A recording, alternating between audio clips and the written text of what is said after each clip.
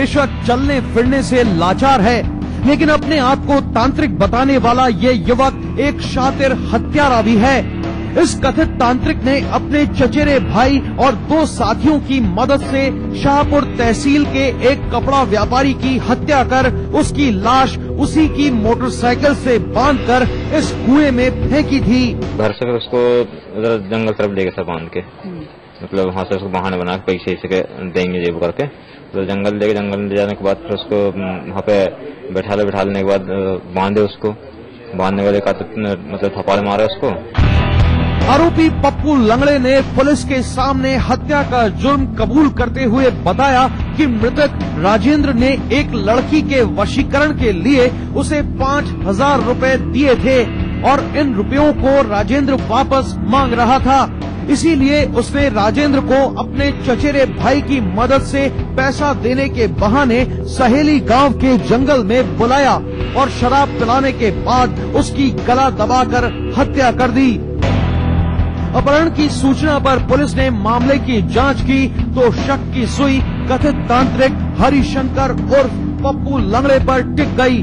वहीं जांच में इस बात का भी खुलासा हुआ कि मृतक का आरोपी पप्पू लंगड़े के घर आना जाना लगा रहता था और पप्पू तथा उसके चचेरे भाई को शक हो गया था कि मृतक के अवैध संबंध पप्पू की पत्नी से हैं।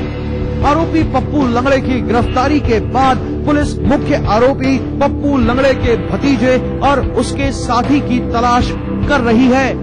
एक फ्लाइंग स्पाई, उड़ते जासूस की बात करेंगे, लेकिन उससे पहले देखिए दास्ताने जुर्म क्राइम फ्लैश। बलात्कार की शिकार लड़की की थाने में पुलिस ने की पिटाई। बिजनौर उत्तर प्रदेश के अफजलगढ़ थाने की है ये घटना। पीड़िता अपने माता पिता के साथ थाने गई थी बलात्कार की शिकायत दर्ज कराने। पुलिस ने पीड़िता और उसके माता पिता को किया थाने में बंद और रिपोर्ट नहीं लिखवाने की दी सलाह। पुलिस पर आरोपी युवकों को पैसे लेकर छोड़ने का है आरोप। एसपी के दखल पर हुआ मामला दर्ज, 3 पुलिसकर्मी निलंबित। लुधियाना पंजाब में चौकीदार की हत्या के बाद फैक्ट्री में हुई लाखों रुपए की लूट। फैक्ट्री में लगे सभी 16 सीसीटीवी कैमरे भी उखाड़ कर ले गए लुटेरे। दूसरी फैक्ट्री में लगे सीसीटीवी कैमरे में पुलिस को लुटेरों के मिले कुछ सुराग। बीजेपी के पूर्व सांसद साक्षी महाराज सहित 5 लोगों पर हत्या और आपराधिक षड्यंत्र रचने का मामला दर्ज। साक्षी महाराज के दत्तक पुत्र संजीव कुमार ने अपनी मां सुजाता की हत्या को लेकर एटा पुलिस को दी तहरीर। पुलिस के अनुसार मृत महिला और साक्षी महाराज के बीच चल रहा था संपत्ति को लेकर विवाद। उस रात आश्रम के पास तैर रही सुजाता की आरोपियों ने गोली मारकर कर दी थी हत्या। और अब बात करते हैं फ्लाइंग स्पाई यानी उड़ते हुए जासूस की। राजस्थान के सीमा से सटे जैसलमेर जिले में पिछले दिनों मरा हुआ मिला एक बाज। इस बाज में लगा था एक एंटीना और एक ट्रांसमीटर। क्या ये पड़ोसी मुल्क पाकिस्तान का जासूस बाज था या फिर अरब देश के अमीर शिकारियों का खिलौना? राजस्थान में भारत पाक सीमा से सटे जैसलमेर में सीमा सुरक्षा बल के जवान दुश्मन देश की हर साजिश को नाकाम करने में सक्षम हैं। सीमा के चप्पे चप्पे की निगरानी कर रहे जवानों को बवलियान वाला सीमा चौकी के पास रेत के धोरों में एक जासूस बाज मृत अवस्था में मिला। बाज की हड्डियां और पंख बिखरे हुए थे और बाज के पंख से बंधी हुई थी धातु की एक रिंग। रिंग से लग रहा है कि मृत बाज कोई साधारण बाज नहीं बल्कि एक जासूस बाज है। जवानों से मिली सूचना पर तुरंत अधिकारियों ने मौके पर पहुंचकर जांच की तो बाज के एक ट्रांसमीटर और एंटीना भी लगा मिला। एक और जहां ट्रांसमीटर और एंटीना बाज के जासूसी बाज होने का संकेत दे रहे हैं, वहीं दूसरी ओर ये भी अंदाजा लगाया जा रहा है कि ये बाज अरब के शिकारियों का एक प्रशिक्षित बाज है जिसका उपयोग ये लोग शिकार के दौरान करते हैं। ट्रांसमीटर शिकारियों को बाज की लोकेशन बताने में सहायक होता है। फिलहाल बीएसएफ के अधिकारी हर संभावना को ध्यान में रखकर मामले की जांच कर रहे हैं। किसने हमेशा के लिए थाम दिए एक उभरती हुई गायिका के स्वर, बताएंगे एक छोटे से ब्रेक के बाद। An institution with 25 years of leadership, trust of more than 3 lakh students, best faculty, best system and proven results. Trusted name in the field of IIT JEE, AIEEE, pre-medical and pre-nurture. Alan Career Institute, Kota, Rajasthan. Your path to success. मोहतरमा, मामा, दीदी, मामा, मिया, खाइए तो सही। मामा मिया। मीठे से भी मीठा, मामा मिया।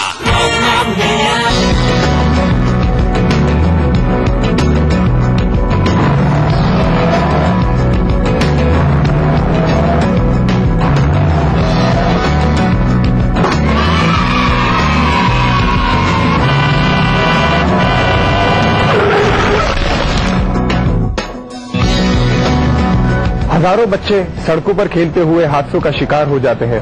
बच्चों, खेलो डट के, बट सड़कों से हटके।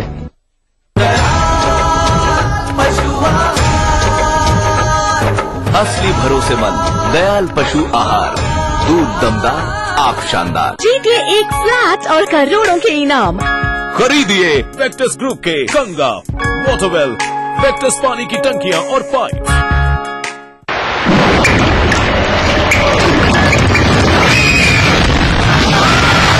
सीमेंट जंग रोधक न हो तो जानलेवा हो सकता है। भारत का एकमात्र जंग रोधक सीमेंट। करना घर का काम हो या बनानी हो भीड़ में पहचान, खूबसूरत रहने के नुस्खे भी हैं और फैशनेबल बनने के ट्रिक्स भी। शौक उभारने की पाठशाला भी है और संगनी क्वीन की कहानी भी। ये सब और बहुत कुछ सिर्फ संगनी फॉर टुडेज वुमेन के साथ। कार्यक्रम के सह प्रायोजक हैं राजेश मसाला, सचमुच स्वादिष्ट, सचमुच शुद्ध। टाइम जी डिटर्जेंट पाउडर और केक। यानी एक्स्ट्रा। राजनीति की बिसात जहाँ सजती है रोज, हजार कठिनाई में भी जो हंसता है रोज, बार बार बिखर के भी जो संभलता है रोज, कहने सुनाने के साथ जो सुनता है रोज। अपना यूपी देखिए इस समय पर। इस न्यूज के सह प्रायोजक हैं हर निर्माण के लिए आदर्श राष्ट्रीय की बात, फख्र है ताकत। कुबेर मसाला, स्वादिष्ट जीवन चाहे हर मन। Xiaomi mobile, mobile for me. बनाना हो घर का खाना या मस्ती हो पार्टी की या फिर खुमार हो त्योहारों का, आपकी हर खुशी में शुमार है स्वाद रसोई से का। नारी के अस्तित्व की खूबसूरत पहचान रसोई से दोपहर 2:30 बजे। कार्यक्रम के सह प्रायोजक हैं कुबेर मसाला, स्वादिष्ट जीवन चाहे हर मन। यानी एक्स्ट्रा कूल। मधुसूदन राजेश मसाला, सचमुच स्वादिष्ट, सचमुच शुद्ध। टाइम जी डिटर्जेंट पाउडर और केक। और अब बात करते हैं एक उभरती हुई गायिका की मौत की। ये छोटे मोटे कार्यक्रमों में भजन और गीत गाकर अपने उस सपने को आगे बढ़ाना चाह रही थी जिसमें उसकी ख्वाहिश थी कि वो एक बहुत बड़ी गायिका बने। उसकी सुरों की साधना में तब ब्रेक लग गए जबकि उसके पड़ोस में रहने वाले उसके एक दोस्त ने उसे शादी का प्रस्ताव दिया। इस उभरती हुई गायिका की गलती सिर्फ इतनी थी कि इसने इस प्रस्ताव को ठुकरा दिया। इसके बाद बड़ी बेरहमी से कर दिया गया इस गायिका का कत्ल। उत्तर प्रदेश के अलीगढ़ जनपद का थाना क्वारसी क्षेत्र, यहाँ के ज्वालापुरी बंसल नगर कॉलोनी में रहने वाली हिना 7 मार्च 2013 को दोपहर करीब 3 बजे अपने घर से बाजार के लिए निकलती है, लेकिन हिना कई घंटों तक वापस नहीं लौटती। हिना की माँ की मौत हो चुकी थी और वो बचपन से ही अपनी बुआ के घर पर रहती थी। काफी देर तक उसके घर न लौटने पर घर वाले उसे फोन करते हैं, जिस पर हिना उन्हें जल्द आने की बात कहती है। देर शाम तक उसके घर न लौटने पर घर वाले एक बार फिर हिना को फोन करते हैं, लेकिन इस बार उसका मोबाइल स्विच ऑफ आता है। हिना का अचानक इस तरह जाना घर वालों को बेहद बेचैन कर रहा था। इससे पहले वो कभी भी बिना बताए कहीं नहीं गई थी। काफी तलाशने के बाद भी हिना की कोई खबर न मिलने पर घर वाले थाना क्वारसी पुलिस को इस मामले की सूचना देते हैं। अगली सुबह तक न तो हिना घर लौटती है और न ही घर वालों के पास उसका कोई फोन आता है। 8 मार्च 2013 को घर वाले हिना के बारे में किसी जानकारी की उम्मीद में एक बार फिर थाना क्वारसी पहुंचते हैं, जहां उन्हें पता चलता है कि अशोक नगर इलाके में एक लड़की की लाश बरामद हुई है। इस जानकारी के मिलते ही हिना के घर वाले तुरंत मौके पर पहुंचते हैं, जहां गूलर रोड पर नाले के पाइप में एक लड़की की हत्या कर फेंकी लाश बरामद हुई थी। घर वाले जब उस लाश को देखते हैं तो उनके लिए सच्चाई पर यकीन कर पाना बेहद मुश्किल हो रहा था। ये लाश किसी और की नहीं बल्कि हिना की थी। इस खबर के मिलते ही हिना की बुआ बेसुध हो जाती हैं। आखिर हिना अपने घर से अशोक नगर तक कैसे पहुंची? उसकी हत्या किसने और क्यों की? 18 साल की हिना को गाने का बेहद शौक था। हिना ने कम उम्र में ही गाना शुरू कर दिया था और धीरे धीरे वो जागरण गायिका के रूप में पूरे शहर में काफी मशहूर हो गई थी। टीवी जागरण के लिए उसके दूसरे शहरों से भी बुलावा आता था। हिना को चंद रोज बाद ही पूर्णागिरी में एक जागरण के लिए जाना था। तो क्या हिना की मौत का राज उसके पेशे से ही जुड़ा था या फिर कत्ल की वजह उसके परिवार से जुड़ी हुई थी? इस मामले में थाना क्वारसी पुलिस आईपीसी की धारा 302 और 201 के तहत मुकदमा अपराध संख्या 272/2013 दर्ज करती है। मामले के खुलासे के लिए पुलिस हिना के परिवार से पूछताछ करती है। इस दौरान घर वाले एक रिश्तेदार युवक पर हिना की हत्या का शक जताते हैं। पुलिस इस जानकारी के आधार पर युवक को हिरासत में लेकर पूछताछ करती है, लेकिन युवक की संलिप्तता सामने नहीं आती। हत्याकांड के खुलासे के लिए पुलिस हिना से जुड़े हर शख्स के बारे में जानकारी इकट्ठा करती है। वो हिना की फोन कॉल डिटेल भी खंगालती है। आखिरकार फोन कॉल की डिटेल खंगालने के बाद उसे एक बड़ा सबूत हाथ लगता है। तो क्या पुलिस हिना के कातिल तक पहुंचने के बेहद करीब थी? क्या उसे पता चल गया था कि हिना का हत्यारा आखिर कौन है? तफ्तीश के दौरान पुलिस शक के आधार पर तरुण नाम के एक युवक को हिना की हत्या के आरोप में गिरफ्तार करती है। पुलिस की सख्ती से पूछताछ के बाद तरुण हिना की हत्या करने और अपने 2 साथियों की मदद से उसकी लाश को फेंकने का जुर्म कबूल करता है। तरुण थाना क्वारसी में एक फिजियोथेरेपी सेंटर में काम करता था। पुलिस खुलासे में सामने आता है कि तरुण हिना से प्यार करता था और तरुण और हिना की लंबी लंबी बातचीत होती थी। दोनों एक दूसरे से अक्सर मिलते भी थे। जरूरत पड़ने पर तरुण हिना को रुपए देकर उसकी मदद भी करता रहता था। तरुण को लग रहा था कि हिना के जरिए उसको कोई अच्छी तरह समझने वाला मिल गया है। वो हिना को लेकर शादी के सपने संजोने लगा था, लेकिन कुछ बातों को लेकर उसकी हिना से काफी तकरार भी होने लगी थी, जिसके कारण तरुण बेहद परेशान रहता था। तरुण को हिना के मोबाइल का अक्सर व्यस्त आना पसंद नहीं आता था। उसने कई बार इस बारे में हिना से शिकायत भी की, लेकिन हिना इसे टाल जाती थी। हिना का ये रवैया धीरे धीरे तरुण को और भी खटकने लगा। उसे लगा कि हिना उसे धोखा दे रही है और वो किसी और से प्यार करने लगी है। तरुण ने हिना के सामने शादी का भी प्रस्ताव रखा, लेकिन हिना ने इस सब से इनकार कर दिया। इसके बाद तरुण ने वो फैसला किया जिसके बारे में हिना ने न कभी सपने में सोचा था। 7 मार्च 2013 को तरुण हिना को फोन करके मिलने के लिए बुलाता है। हिना अपने घर से तरुण के कृष्णा टोला स्थित पुराने मकान में पहुंचती है। इस मकान में कोई नहीं रहता था। आने वाली मौत से अनजान हिना जब तरुण से रूबरू होती है तो तरुण गला रेत कर उसकी बुरी तरह हत्या कर देता है। अपने जुर्म को छिपाने के लिए तरुण अपने 2 साथियों को बुलाता है। इसके बाद तीनों हिना की लाश को पॉलीथिन में छिपाकर उसे बोरे में डालते हैं और रात के अंधेरे में गूलर रोड पर नाले में फेंक आते हैं, लेकिन लाश नाले में न गिरकर वहीं पाइप में अटक जाती है। वो अपने घर में ही इसने मार दिया था और अन्य 2 इसके जो दोस्त हैं रितेश और अखिल, उनको बुलवाया और ये लोग उसको बॉडी को एक बोरे में भर करके मोटरसाइकिल पर रख करके और फिर ले जा करके ये जो जिस स्थान पे बॉडी इसकी मिली हुई थी थाना बन्ना देवी क्षेत्र में, वहां पर रात में फेंक दिया। तरुण और उसके दोनों साथी इस समय अलीगढ़ जिला कारागार में अपने गुनाहों की सजा काट रहे हैं, लेकिन हिना की शक्त विक्षत लाश पोस्टमार्टम रिपोर्ट के आधार पर उसके परिजन इसमें मानव अंग तस्करी की भी संभावना जता रहे हैं।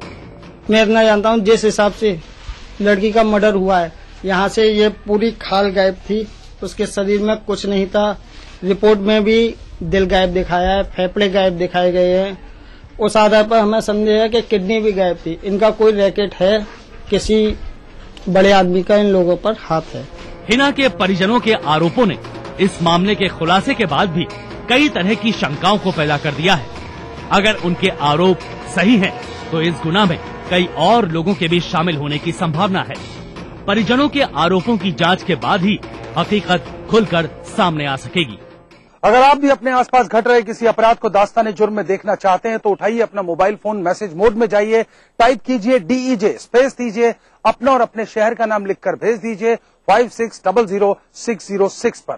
आप अपनी प्रतिक्रियाएं हमें पत्र के द्वारा भी दे सकते हैं। हमारा पता नोट कीजिए, दास्ताने जुर्म, ETV 5/96A, भवानी सिंह लेन, भवानी सिंह रोड, सी स्कीम, जयपुर। और अगर आप इंटरनेट इस्तेमाल करते हैं तो आप ट्विटर और फेसबुक पर भी अपनी प्रतिक्रिया दे सकते हैं।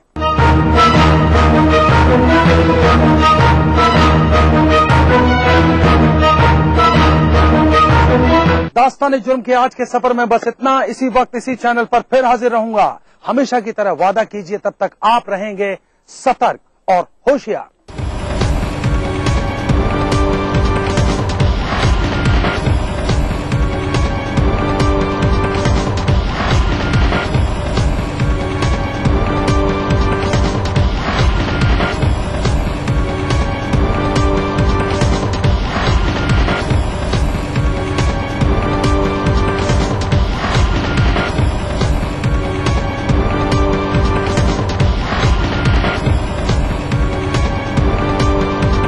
देखिए ETV उत्तर प्रदेश उत्तराखंड सभी DTH प्लेटफॉर्म पर, डिश टीवी पर चैनल नंबर 823, एयरटेल पर चैनल नंबर 289, टाटा स्काई पर चैनल नंबर 163, बिग टीवी पर चैनल नंबर 416, वीडियोकॉन पर चैनल नंबर 782। देखिए आपका अपना चैनल।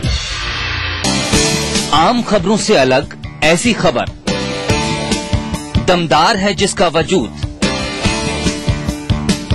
जिसमें हैसियत है लोगों पर बड़े पैमाने में असर करने की, वही खबर है विशेष। देखिए इस समय पर।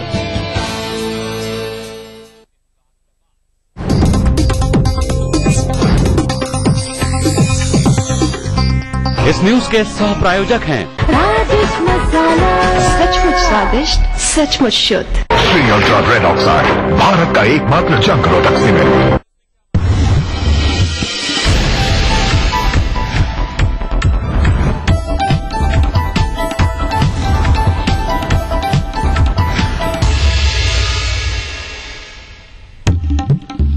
समाजवादी पार्टी में अंदरूनी संग्राम तेज, दोपहर को बहाली, शाम को सस्पेंशन, सभी फ्रंटल संगठन के अध्यक्ष फिर सस्पेंड। कानपुर जेल की अरबों की जमीन बेचने की तैयारी, विकास के नाम पर मुख्य सचिव जावेद उस्मानी ने की बैठक।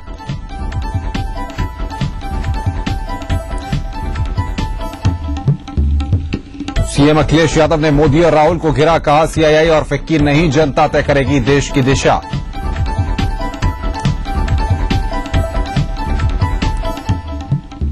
बसपा सुप्रीमो ने सोशल इंजीनियरिंग का फिर अपनाया फॉर्मूला, जातियों के हिसाब से सौंपी नेताओं को जिम्मेदारी।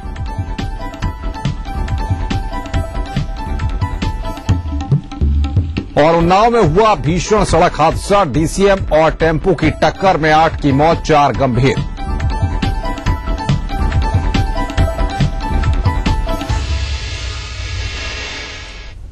नमस्कार, मैं हूं अनुपम मिश्रा, अपना यूपी के इस वक्त के बुलेटिन के साथ। सबसे पहले हम आपको एक बड़ी खबर नोएडा से इस वक्त दिखाने जा रहे हैं। यहां एक 10 साल के बच्चों को चोरी के आरोप में जानवरों की तरह सड़क पर सरेआम पीटा गया है और लोग वहां पर इस तस्वीर को देखते रहे। आप इन तस्वीरों को सबसे पहले देखिए कि इस बच्चे को कैसे जानवरों की तरह पीटा जा रहा है। बच्चे के ऊपर कार से कुछ सामान चुराने का आरोप था।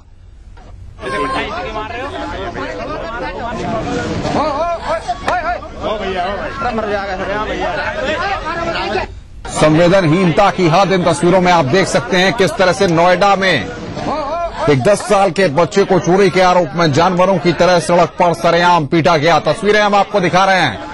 ईटीवी आपको तस्वीरें दिखा रहा है कि किस तरह से नोएडा में एक 10 साल के बच्चे को बेरहमी के साथ पीटा गया। इस देश में तमाम तरह की चीजें होती रहती हैं, तमाम तरह की तस्वीरें हम आपको दिखाते हैं, लेकिन देखिए इस तस्वीर को। ये तस्वीर कई सवालात खड़े कर रही है और अगर ऐसे में जो आयोग बने हैं वो इस तस्वीर को देख रहे हैं, उनमें जो पदाधिकारी हैं वो इस तस्वीर को देख रहे हैं तो स्वतः संज्ञान मिले। ईटीवी इस वक्त तस्वीर को दिखा रहा है। सरकार देखे कि आखिर आम जनता जब आक्रोश में आ जाती है तो सब कुछ भूल जाती है, कानून को अपने हाथ में ले लेती है और किस तरह का बर्ताव करती है। ये देखिए किस तरह का सलूक किया गया है बच्चे के साथ। उसको घसीटकर, उसको पकड़कर एक स्थान से दूसरे स्थान तक ले जाया गया है। एक 10 साल के बच्चे के साथ इस तरह का बर्ताव करना, इस तरह का सलूक करना क्या सही है? बातचीत करने के लिए दानिश अजीज हमारे संवाददाता नोएडा से हमारे साथ जुड़े हुए हैं। दानिश, जानना ये चाहेंगे क्या कुछ वहां पर हुआ था, विस्तार से आप बताइए। तस्वीरें अपने आप पूरी कहानी तो बयां कर ही रही हैं। बिल्कुल, देखिए ग्रेटर नोएडा के सूरजपुर थाना क्षेत्र का ये पूरा मामला है। एक 10 साल का बच्चा जो है एक सेंट्रो कार के अंदर से बैग निकालने की कोशिश करता है और मौके पर ही पकड़ा जाता है। और उस बच्चे के जब वो बच्चा पकड़ा जाता है तो भीड़ वहां पर इकट्ठा होता है और उस बच्चे को जानवरों की तरह जब पीटा जाता है। वहां पर पीसीआर पहुंचती है, पुलिस की लेपट पहुंचती है और लेकिन इस बच्चे को बचाने की कोशिश कोई नहीं करता। बड़े बड़े अपराधी नोएडा और ग्रेटर नोएडा के अंदर अपराध करते हैं, लूट करते हैं, हत्या करते हैं और फरार हो जाते हैं। पुलिस का बल उनके ऊपर नहीं चलता तो उस बच्चे को मारते हुए, पीटते हुए जो है जो लोग थे उनको पुलिस खड़े होकर तमाशबीन बनी हुई देखती रही और ना कि इस बच्चे को जो है बचाने की कोशिश करी। ठीक है, वो बच्चा नाबालिग है, उसको जेल में भी नहीं डाल सकते, उसका कोई भी ऐसा जो अधिकार है, जो उसके अधिकारों का हनन हो रहा है वो भी एक तरीके से अधिकारों के खिलाफ है। जिस तरीके से बच्चे ने चोरी करने की कोशिश करी थी, पब्लिक ने उसको पकड़ लिया था, पुलिस मौके पर पहुंची थी। पुलिस को उस बच्चे को छुटाना चाहिए, ना कि जानवरों की तरह उस बच्चे को पीटते हुए देखना चाहिए। सबसे बड़ी बात जो इस घटना में देखने को मिली, जब इस बच्चे को पुलिस ने छुड़ाया है काफी देर के बाद, जब पूरी मलसन स्थिति में ये बच्चा पहुंच गया है, पुलिस ने जो है इस बच्चे को छुटाया और उस बच्चे को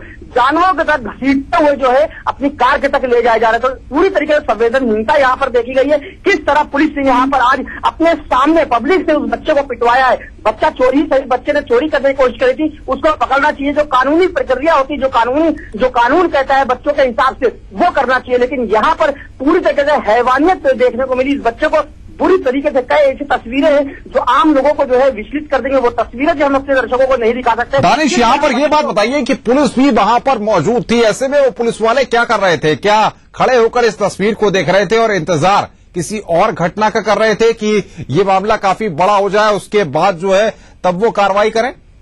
बिल्कुल, वहां पर पुलिस मौजूद थी और पुलिस इस बच्चे को अपने सामने मार खाती हुई देख रही थी। जिस तरह बच्चे की स्थिति देखिए, किस तरीके से बच्चा बार बार बेहोश हो रहा है, लेकिन उसको बाकायदा होश में लाकर उसको पीटा जा रहा है। पुलिस ये कह रही है वहां पर ठीक है ये चोर है, इसको मारो। तो कहने का सवाल यही खड़ा होता है कि जो आम अपराधी है, जो बाकायदा हथियारों के बल पर अपराध करते हैं, तो उनको तो पुलिस कुछ कर नहीं पाती। तो इस बच्चे को पूरी गुस्सा दिखाने की क्या जरूरत है? आखिरकार वो भी बच्चा है, ठीक है, उसने गलती करी है। उसने बाकायदा ऐसे जो बच्चे होते हैं जो चोरी और जो है आपराधिक प्रवृत्तियों में जो है लिप्त होते हैं, उनके लिए संगठन बने हुए, उनके लिए जो बच्चों का जो जेल है वो भी एक तरीके से अलग किया गया, सिर्फ इसलिए कि बच्चों की मासूमियत उनसे न छीनी जाए। तो यहाँ पर उसने थोड़ा सा अपराध किया था, तो उसकी अपराध की सजा यही थी कि पुलिस उसको गिरफ्तार करती, लेकिन पुलिस के सामने इस बच्चे को जानवरों की तरह पीटा गया और पुलिस कुछ नहीं कर पाई। हम लगातार जो है यहाँ के जो कप्तान है प्रतेंद्र सिंह, उनसे बात करने की कोशिश कर रहे हैं, लेकिन उस पूरे मामले पे प्रतेंद्र सिंह खुद फोन उठाने के लिए जो है तैयार नहीं है। उनका साफ कहना है कि हम कोई भी इस मसले में कोई भी बात नहीं करेंगे। तो अपराधियों पे लगाम नहीं लगा पा रहे, तो एक मासूम अगर अपराध करता हुआ पकड़ा गया तो उसको इस तरीके से मारा गया। और सबसे बड़ी बात अनुपम, यहाँ पर इस बच्चे को बाकायदा उस वक्त छोड़ा गया, पुलिस ने उस वक्त छुड़ाया है। पुलिस खुद तसल्ली कर ली, पुलिस जो वहां पे जवान खड़े हुए थे उन्होंने खुद तसल्ली कर ली कि बच्चा मर गया है। उसके बाद इस बच्चे को भीड़ के साथ भीड़ से छुटाया गया, उसके बाद इस बच्चे को घसीटते हुए बाकायदा कार तक ले जाया गया। तो इंसानियत को शर्मसार कर दिया आज नोएडा और ग्रेटर नोएडा पुलिस ने। और सबसे बड़ी बात, नोएडा वासी जो आम लोगों के सामने जो है बाकायदा अपराध होते हैं, चाइनीज स्नैचिंग होती है, मर्डर होते हैं, किडनैपिंग होती है, कोई भी उन घटनाओं को रोकने वाला नहीं होता। इस बच्चे ने सिर्फ एक खता करी थी कि इस बच्चे ने एक बैग चुराने की कोशिश करी थी। इस बच्चे का अंजाम क्या हुआ तस्वीरों में हम लोग देख सकते हैं किस तरीके से बच्चा पीटा जा रहा है, उसको बाकायदा उठा के पटका जा रहा है और पुलिस किस तरीके से घसीटते हुए उसको ले जा रही है। तो कहीं ना कहीं इस तरीके से हाईटेक सिटी में अगर इस तरीके के अपराध होते हैं तो ये अपराध उस बच्चे का नहीं, यहाँ पर जो लोग मौजूद थे, उस पुलिसकर्मी जो मौजूद थे, उनका ये अपराध है। उस बच्चे ने जो अपराध किया था वो नाबालिग है, उसने जिस तरीके का अपराध किया, लेकिन यहाँ पर जो पुलिस मौजूद थी, जो आम लोग मौजूद थे, उनका इतना बड़ा अपराध है कि इस बच्चे को बाकायदा मारा गया, पीटा गया। दानिश, बहुत बहुत शुक्रिया हमसे बातचीत करने के लिए और जानकारी देने के लिए।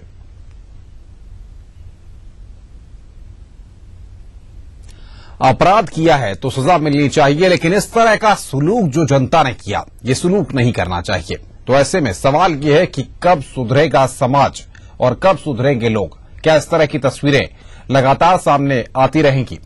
आगे बढ़ते हैं, अब बात करते हैं एक और बड़ी खबर की। ऐसा मालूम पड़ता है कि समाजवादी पार्टी में अंदरूनी संग्राम तेज हो गया है। दोपहर को बहाली, शाम को सस्पेंशन। जी हां, सभी फ्रंटल संगठन के अध्यक्ष फिर सस्पेंड कर दिए गए हैं। सिर्फ जिला और महानगर इकाई ही बहाल है, राष्ट्रीय और प्रदेश इकाई सस्पेंड कर दी गई है। 35 साल तक के नेता ही फ्रंटल संगठन में रहेंगे।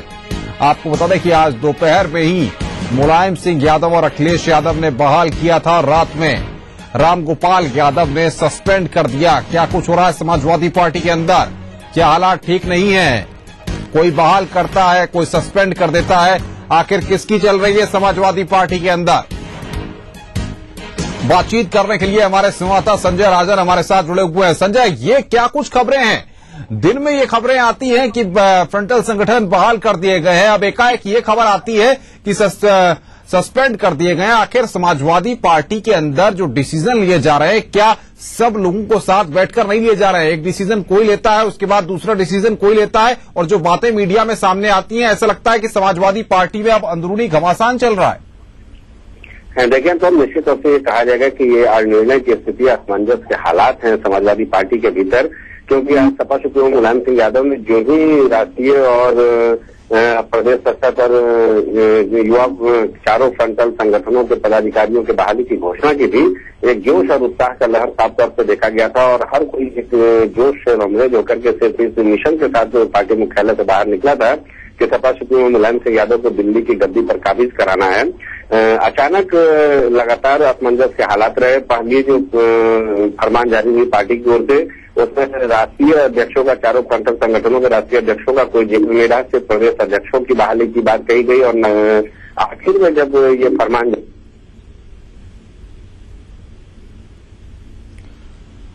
लगता है संजय से हमारा संपर्क यहां पर टूट गया है, कुछ तकनीकी खराबी आ गई है। संजय से हम संपर्क स्थापित करने की कोशिश करते हैं। तब तक आपको बताएं इस खबर के बारे में कि समाजवादी पार्टी में अंदरूनी संग्राम जो है वो तेज हो गया है। दोपहर को बहाली हुई और शाम को सस्पेंशन।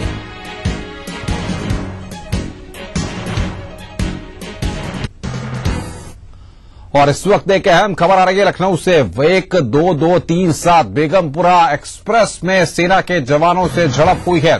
सेना के जवानों और यात्रियों के बीच मारपीट की खबर आ रही है। वाराणसी से जम्मू जा रही है बेगमपुरा एक्सप्रेस। सेना के जवानों ने यात्रियों की सीटों पर कब्जा किया है। 144 यात्रियों की सीटों पर सेना के जवानों का कब्जा हो गया है। लखनऊ के चारबाग स्टेशन पर जीआरपी की लापरवाही उजागर हुई है। बड़ी खबर इस वक्त, सेना के जवानों से आम यात्रियों की झड़प हुई है। लखनऊ के चारबाग स्टेशन पर जीआरपी की लापरवाही उजागर हुई है। 1227 बेगमपुरा एक्सप्रेस में सेना के जवानों से झड़प हुई है। सेना के जवानों और यात्रियों के बीच मारपीट की खबर आ रही है। यहां रुकना है एक ब्रेक के लिए। ब्रेक के बाद भी खबरों का सिलसिला जारी रहेगा।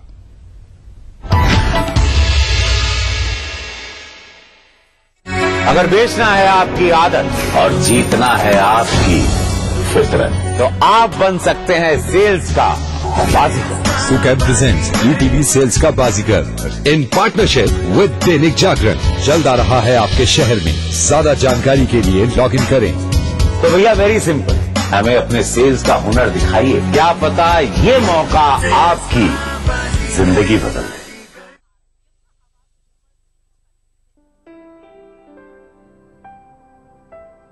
सफल होने के लिए सपने देखना जरूरी है और उन सपनों को साकार करने के लिए आकाश जरूरी है। आकाश, अब सफलता दूर नहीं,